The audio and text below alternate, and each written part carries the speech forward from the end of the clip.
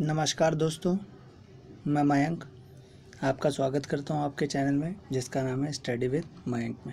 चलिए आज हम कुछ नया टॉपिक पढ़ने वाले हैं और उस नए टॉपिक में हम डिस्कस करेंगे। आज हम साम्यवादी शासन और शॉक थेरेपी का बात करेंगे। क्या थी शॉक थेरेपी और क्यों ये इतना इम्पोर्टेंट बना शॉक थेरेपी।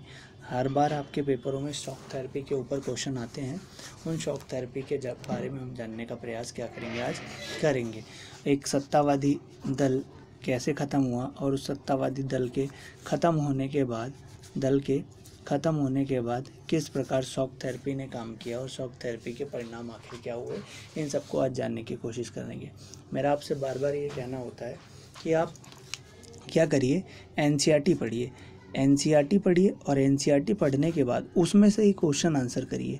ये सबसे अच्छा मेथड है। मैं पिछले 5 साल से ऑनलाइन तो मैं अभी पढ़ाने आया हूँ। 5 साल से मैं ऑफलाइन पढ़ा रहा हूँ और मैंने बच्चों के 92 to 98 मार्क्स पॉलिटिकल साइंस में इसी ऑफलाइन के जरिए ही दिए हैं। बस मैंने एनसीईआरटी को फॉलो करके उसे ही पढ़ाया है और उससे कुछ एक क्वेश्चन को बनाया है। अगर आपको मेरा चैनल अच्छा लग रहा है तो इसे लाइक कीजिए, शेयर कीजिए और सब्सक्राइब कीजिए और उन बच्चों को ज़रूर शेयर करिए जो इस लॉकडाउन के बीच जिनकी स्टडी रुक चुकी है। तो चलिए आ जाइए हम अपने सिलेबस के ऊपर डिस्कस करते हैं। साम्यवादी शासन के बाद शॉक थेरेपी। देखिए, मैंने आपको उस दिन भी बताया था कि सोवियत संघ प्रणाली का पतन होने के पश्चात समाजवादी प्रणाली का लोकतांत्रिक पूंजीवादी प्रणाली की यात्रा विकट परिस्थितियों में गुजरी। मतलब कहने का मतलब है, जब साम्यवादी परिस्थिति जब खत्म हुई, खत्म हुआ, समाजवाद खत्म होने के कगार पे आया, तो लोगों ने समाजवाद प्रणाली को लोकतांत्रिक पूंजीवादी प्रणाली की यात्रा की। और ये यात्रा बड़ी आसान नहीं थी लोगों के लिए। ये भी यात्रा काफ़ी संक्रमण से भरी हुई थी, संक्रमणता के दौर से गुजरी। संक्रमणता के दौर से का मतलब है कि बहुत ज़्यादा उतार चढ़ाव से गुजरी, क्योंकि जहां रूस, मध्य एशिया और गणराज्य पूर्वी यूरोप के देश पूंजीवादी की तरफ संक्रमण का एक विशेष मॉडल अपनाया। सभी ने पूंजीवाद का एक विशेष मॉडल अपनाया और ये सोचा कि इस पूंजीवाद से उनका विकास होगा। विश्व बैंक और अंतर्राष्ट्रीय मुद्रा कोष द्वारा इसी मॉडल को शॉक थेरेपी कहा गया। पहले आघात पहुंचाना और फिर इलाज करना, पहले चोट देना और फिर उस चोट का इलाज करना ही शॉक थेरेपी कहलाता था। इसका शाब्दिक अर्थ था चोट पहुंचाकर इलाज करना। क्या? चोट पहुंचाकर इलाज करना। मतलब क्या था कि देखिए, पहले आपने पूंजीवादी व्यवस्था की तरफ आने को बोला। सारे देश पूंजीवादी व्यवस्था की तरफ अग्रसर हुए।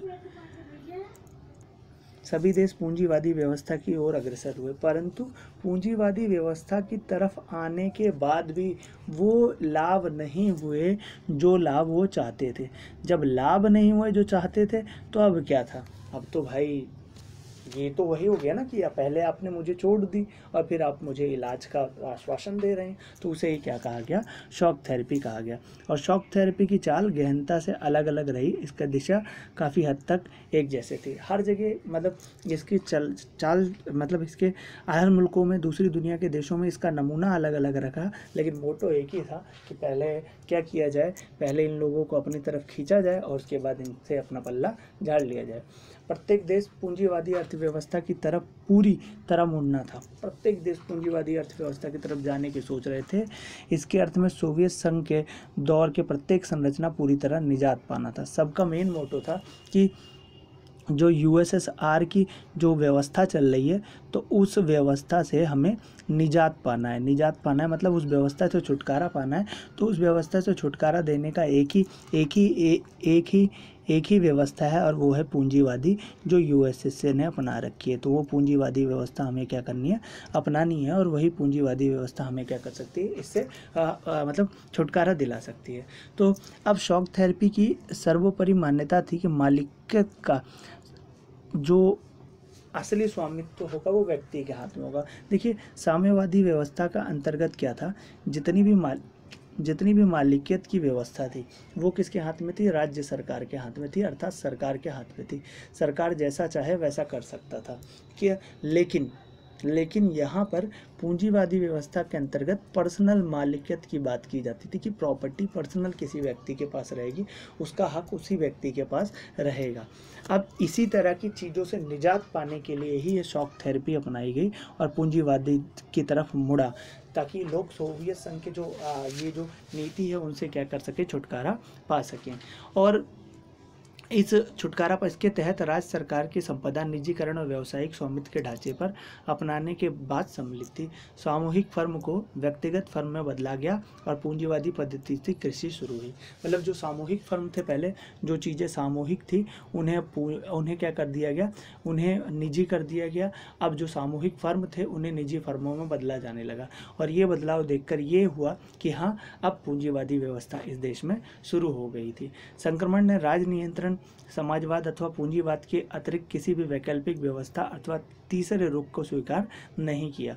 पूंजीवाद के सिवा उसने किसी और रुख को क्या किया, अपनाने को तैयार नहीं हुआ। और जब नहीं हुआ तो क्या होना था, शॉक थेरेपी ने इन अर्थव्यवस्थाओं को बाहरी व्यवस्थाओं के प्रति रुझान बुनियादी रूप से बदल गए। अब माना जाने लगा कि अधिक से अधिक व्यापार करके ही विकास किया जा सकता था। पूंजीवादी व्यवस्था ने इन्हें लाया, इन्हें जोड़ा, इनको लगा कि अब ज़्यादा से ज़्यादा व्यापार करेंगे और अगर जितना ज़्यादा व्यापार करेंगे उतना ही ज़्यादा विकास संभव है। इनको लगा कि हमारा विकास तभी हो सकता है जब हम बहुत तेज क्या करेंगे, व्यापार करेंगे। और इनको यह व्यापार ये लोग स्टार्ट किए कि व्यापार किए, अधिक से अधिक व्यापार करके ही विकास किया जा सकता है। इस कारण मुक्त व्यापार को पूर्णतः अपनाया आवश्यक माना गया। पूंजीवादी व्यवस्था को अपनाने के लिए वित्तीय खुलापन, मुद्रा परिवर्तनशील, मुक्त बाजार की नीति अपनाई और ये अहम मानी गई कि ये सब चीज़ें अगर किसी को विकास के एजेंडे पे खरा उतरना है तो उस विकास के एजेंडे पे ये सारी चीज़ें क्या करनी पड़ेंगी, उसे करनी पड़ेंगी और वो चीज़ें वो करने के लिए रेडी हो गए। इस संक्रमण में सोवियत खेमे के देशों के मध्य विद्यमान व्यापारिक गठबंधन का खात्मा कर दिया। जो सोवियत संघ के देश जुड़े हुए थे व्यापार से, उनका धीरे धीरे खात्मा हो गया, क्योंकि उनका मानना था ये जो सोवियत संघ की व्यवस्था है ना, ये थोपती है, ये दूसरों को बांधने का काम करती है, जबकि पूंजीवादी व्यवस्था किसी को बांधने का काम नहीं करती, उसे मतलब आज़ाद करवाने का काम करती है। तो इन्होंने ये व्यवस्थाओं के बारे में बात करने स्टार्ट कर दिए और धीरे धीरे इन देशों को पश्चिमी अर्थतंत्र में समाहित किया गया। पश्चिमी जगत के पूंजीवादी देश अब नेताओं की भूमिका अदा करते हुए अपनी विभिन्न एजेंसियों और संगठनों के सहारे इस खेमे मुल्क और विकास के मार्गदर्शन का नियंत्रण करेंगे।